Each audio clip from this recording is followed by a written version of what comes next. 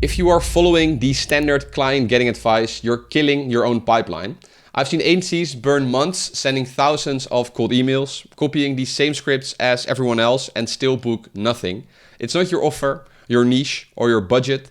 It's the myths you've been told about how to grow. My agency has signed dozens of high-ticket B2B clients and crossed $1 million on Stripe over the past 12 months alone, and I've helped founders inside my community do the same. But none of it came from the copy-paste tactics you see everywhere. In fact, most of that advice will keep you stuck. And that's the problem. The fastest way to stay broke as a B2B agency in 2025 is to follow the client getting advice you see everywhere online. Right now, thousands of agency owners are grinding every day, sending messages, running ads, building their brand, and wondering why nothing's changing. The truth is, the old playbook isn't just outdated, it's actively sabotaging your chances of landing clients.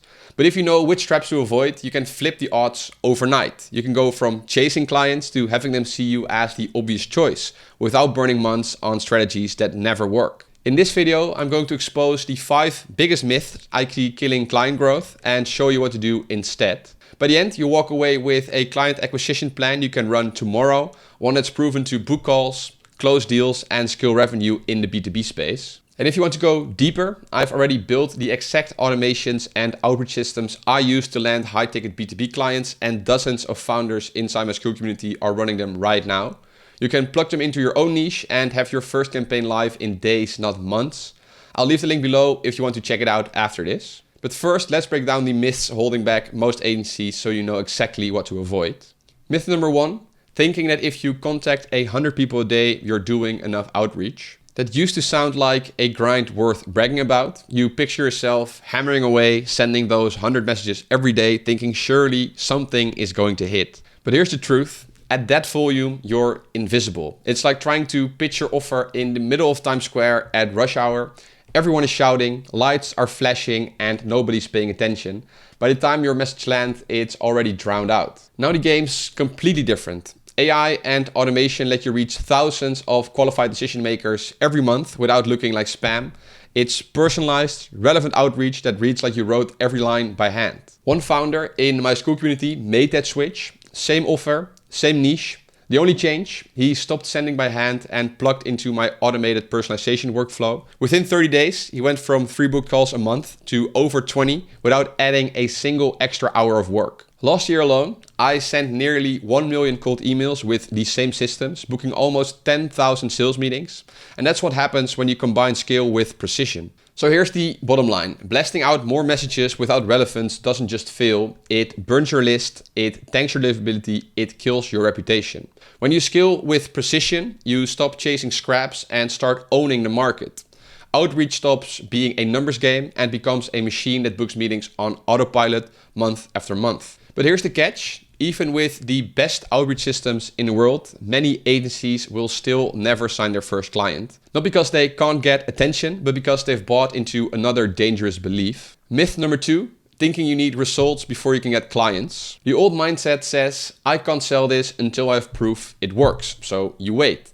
It's like standing at the edge of a pool, waiting for the water to warm up before you jump in, not realizing it only gets warm once you start swimming. When I started my own agency, my first few deals had 0 proof behind them. No testimonials, no case studies, nothing but a clear offer and a plan to deliver. But landing those first clients gave me the results I needed, and every client after that became easier to close. Results don't magically appear before you start. The sequence is always get a client, get results, use those results to get more and better clients. And here's the part most people miss. Your first few clients aren't about making money, they're about buying proof. If you have to work at break even or even for free to get undeniable results, you can stack, do it. That proof will be worth more in the long run than the invoice on day 1. Because every month you wait, you're not just missing revenue, you're missing the compounding effect of proof stacking. The first client is the hardest, but it's also the one that makes every next deal exponentially easier. But here's the catch. Even after you land that first client, maybe even a few more, it can still feel like you're starting from 0 every time you try to close a deal. You've got some proof now, you've got results to point to, but the grind hasn't gotten any lighter. That's because of the next myth, one that keeps every experienced agency owner stuck in permanent hard mode. Myth number 3, thinking that just getting clients will make business easier. When you're starting out, landing that first deal feels like the finish line. You imagine that once you've got a few clients, the momentum will take over and everything will start compounding. But the truth is, if you're not delivering real and measurable results, every single sale will feel just as hard as the first one. It's like pushing a boulder uphill and then letting it roll all the way back down after every deal. You're putting in the same effort over and over without anything carrying over to the next client. I've seen this play out with agencies who land a handful of deals fast, sometimes from referrals, sometimes from a great cold email. But because they couldn't get clients the wins they promised, the pipeline dries up after a while. The next sale is just as much of a fight as the one before it. Results are leverage. They de-risk your offer in the eyes of your next prospect. They turn just trust me into look what I've already done. And without them, you're back to selling pure belief every single time. And belief alone is the hardest thing to sell. The advantage now is that we have better tools than ever to deliver. Automation, data scraping, AI, workflows. But tools alone don't create the leverage. It's the wins those tools help you deliver that make future deals easier. So if you're in the early stages, the real play isn't just stacking clients for vanity, it's stacking results. Make it your mission to deliver something worth talking about for every single client. Internal proof from your own campaigns, social proof from theirs. Both are gold when it comes to selling the next deal. Because without that proof, you're forever in manual mode. With it, your sales process compounds. Every win you create makes the next one easier, and that's when you finally break out of the cycle of starting from zero every time. But even if you're delivering results, there's one number that decides whether a high-ticket buyer says yes or walks away, their return on investment. And if you're not shaping that number in their mind, you're letting them make up their own, and it's almost always smaller than the truth. Myth number 4, thinking you should avoid talking numbers and ROI on sales calls. A lot of agency owners dance around numbers. They think if I mention ROI, I'm locking myself into a guarantee, and if the client doesn't see those results, I'm on the hook. But here's the reality. ROI is the only reason they buy. Whether you say it or not, they're already doing the math in their head. Picture this, you're showing a prospect your offer, and while you're talking, they're running a silent calculator in the back of their mind. If I pay them $5,000, will I get $10,000 back, or am I going to lose money?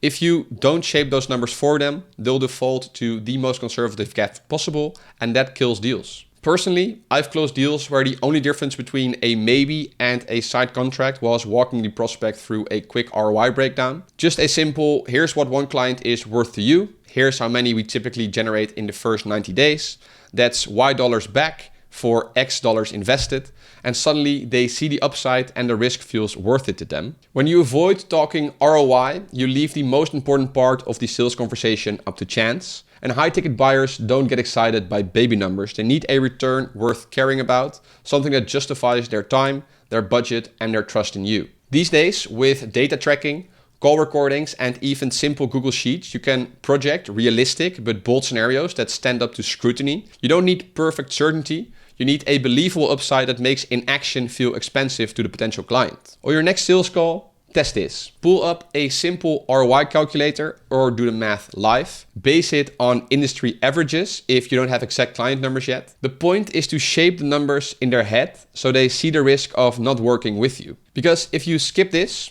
you're letting price be the only number they focus on.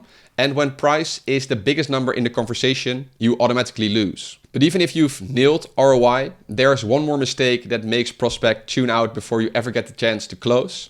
Talking about your service like a label instead of a solution. If all they hear is cold email setup or content production, they're filling in the gaps themselves, and usually they fill them in wrong. Myth number 5, thinking that listing your service is enough to close the deal.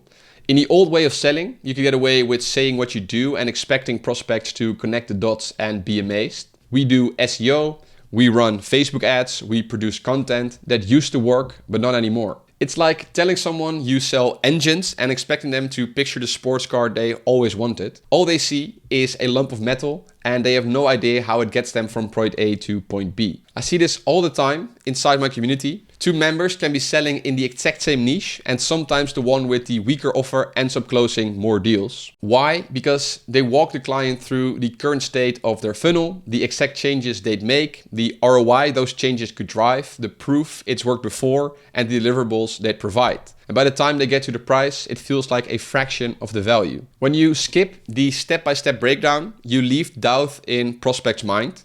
They don't see the mechanism that gets them results, so your price feels like a gamble.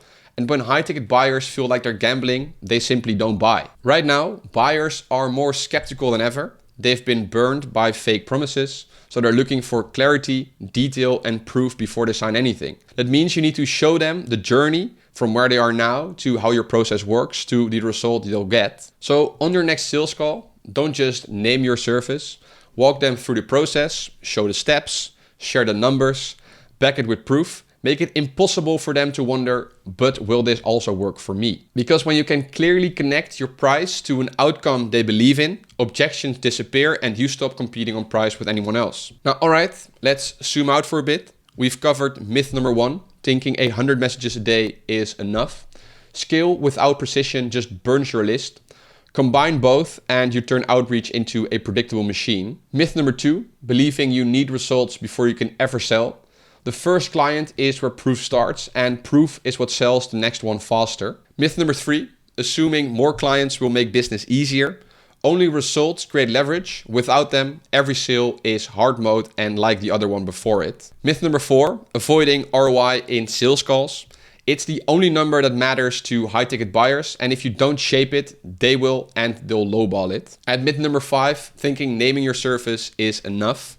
The real close comes from showing the full journey, current state, your process, the ROI, the proof, and the deliverables. When you apply all 5, precision, speed to first client, stacking results, shaping ROI, and breaking down your process, you stop guessing at client acquisition and start running it like a system. Now, if you want to plug straight into the exact systems that make these 5 shifts work in real life, hit the link in the description and join the school community. Inside, you'll get the automations, the email frameworks, and sales call scripts I use to land high-ticket B2B clients, plus real-time feedback from founders who are running the same playbook right now.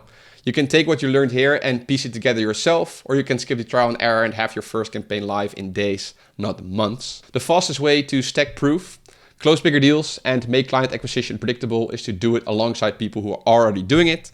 Either way, the path is right in front of you and your next client is closer than you think. I'll see you guys inside.